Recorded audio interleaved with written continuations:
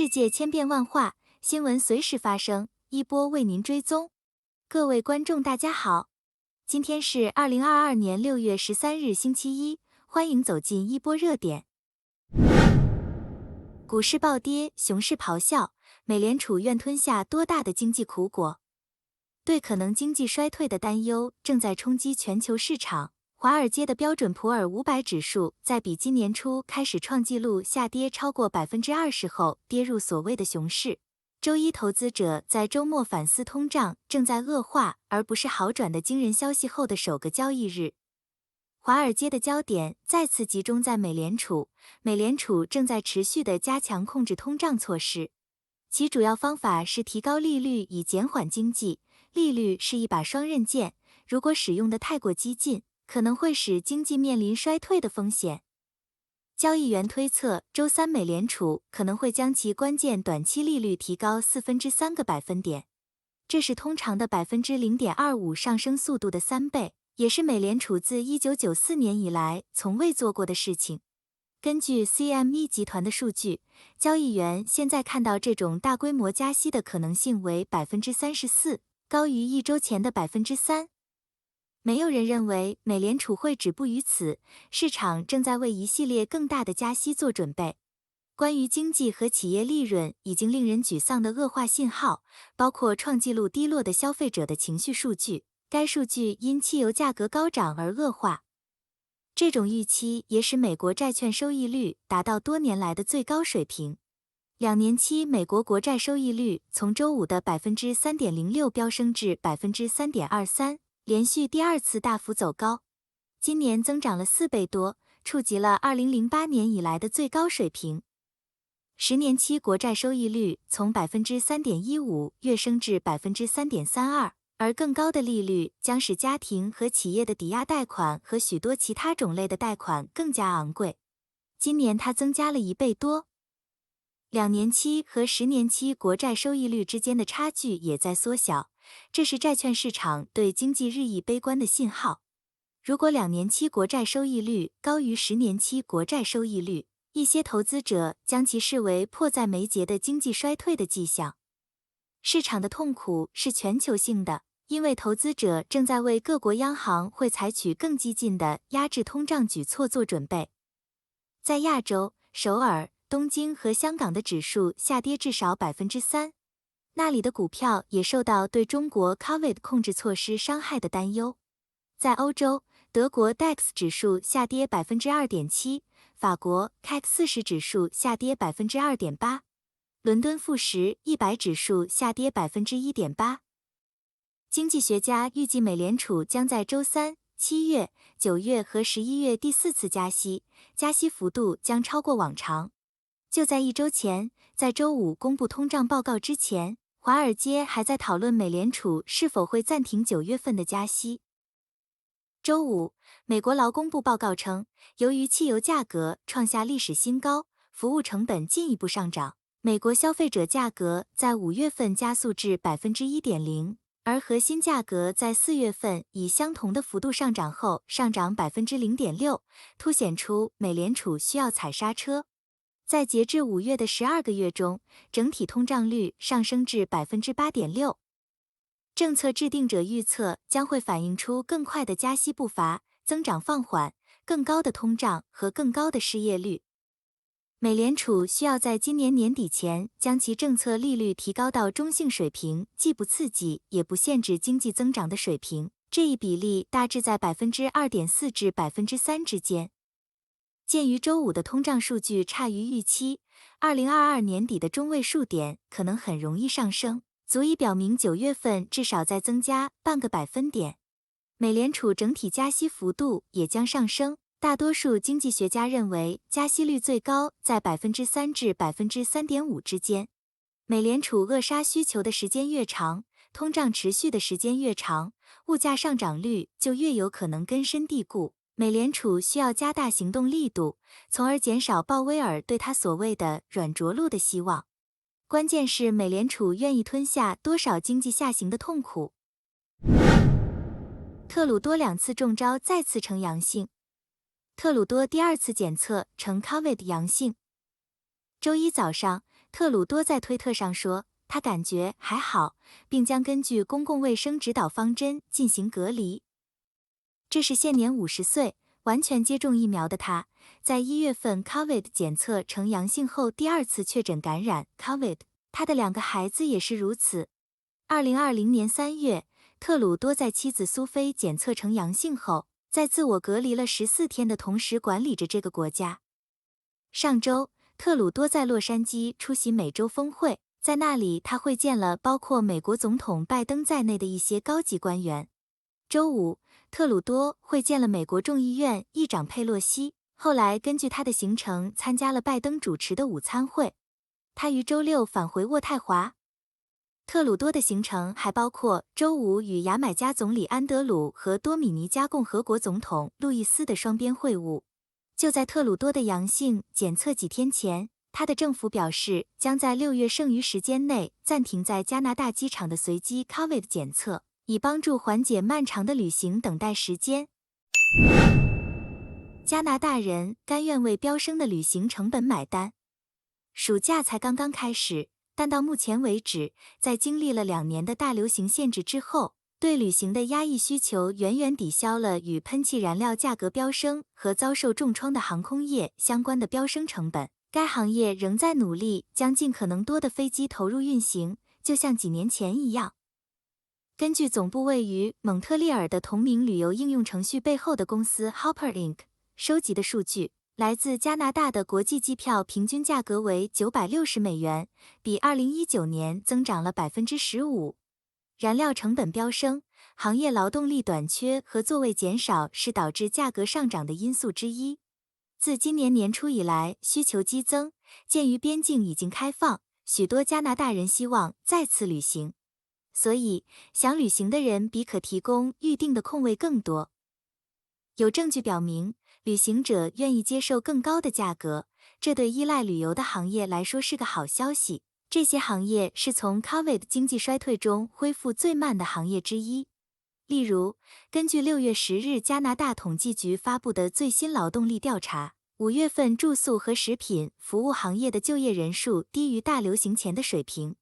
与2019年相比，涨幅最高的是从加拿大到中国的机票，从2019年的728家元增加到2022年的1392家元，上涨了91%。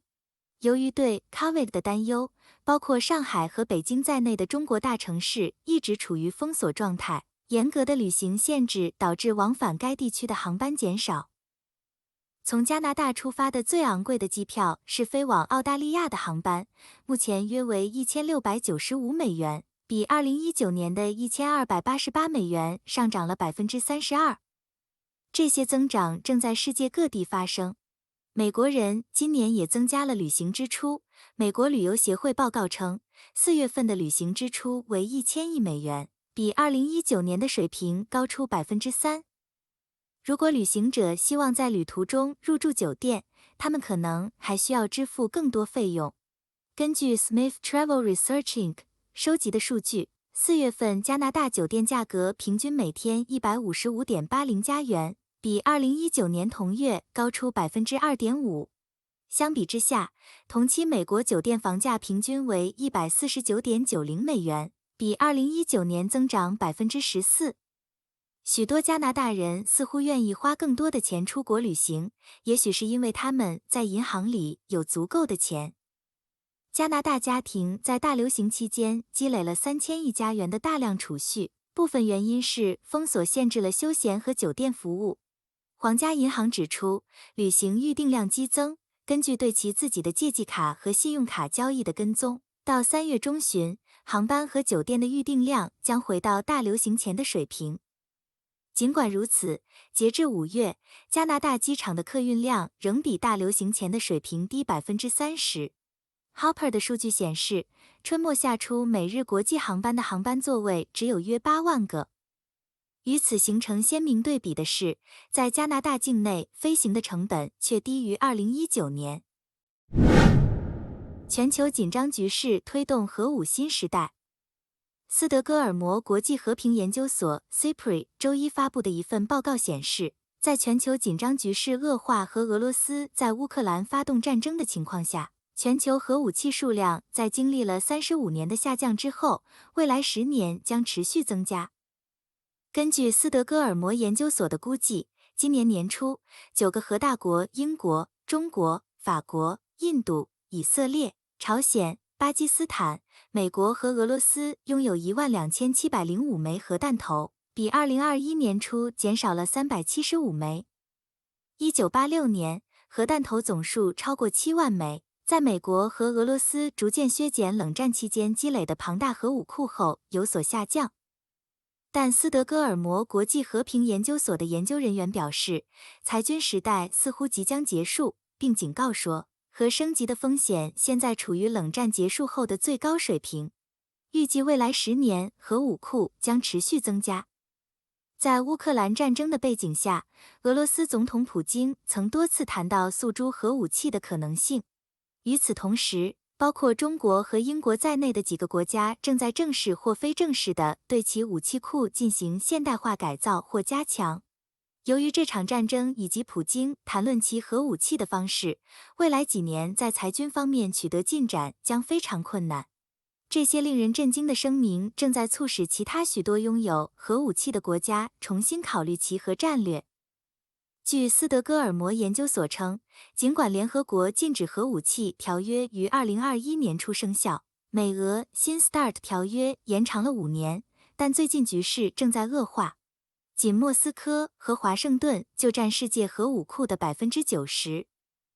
根据斯德哥尔摩研究所的数据，俄罗斯仍然是最大的核国家，无论是已部署的、储存中的还是等待拆除的。该国在2022年初拥有5977枚弹头，比去年减少了280枚。该研究所表示，据信俄罗斯有超过1600枚核弹头已准备好投入使用。美国拥有5428枚弹头，比去年减少120枚，但部署的弹头比俄罗斯多，为1750枚。尽管俄罗斯和美国的弹头库存总量在2021年继续下降，但这是由于几年前退役的弹头被拆除。2021年，两国可用军事储备中的弹头数量保持相对稳定。两国部署的战略核力量都在双边核武器裁减条约2010年进一步裁减和限制进攻性战略武器措施条约新削减战略武器条约规定的限度内。但新裁武条约并不限制非战略核弹头库存总量。就总数而言，中国以350枚核弹头排名第3，其次是法国290枚，英国225枚，巴基斯坦165枚，印度160枚，以色列90枚。2022年初，拥有核武器的联合国安理会5个常任理事国美国、俄罗斯、英国、中国和法国发表声明，称核战争不可能打赢，也绝不能打。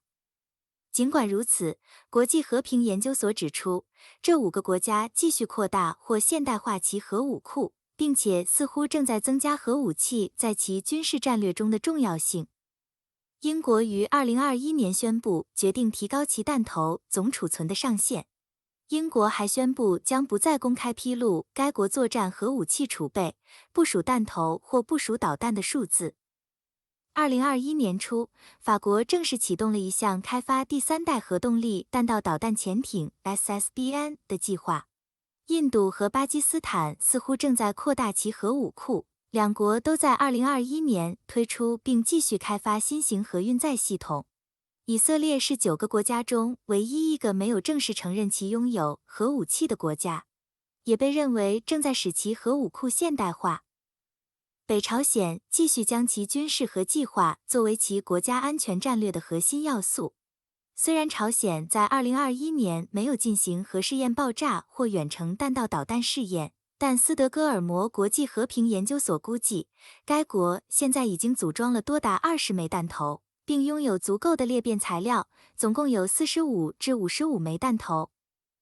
中国正在大幅扩充其核武器库，尽管 CIPRI 对中国总库存的估计与2021年1月相同，但由于新的发射器在2021年投入使用，可能可供使用的库存弹头数量已经改变。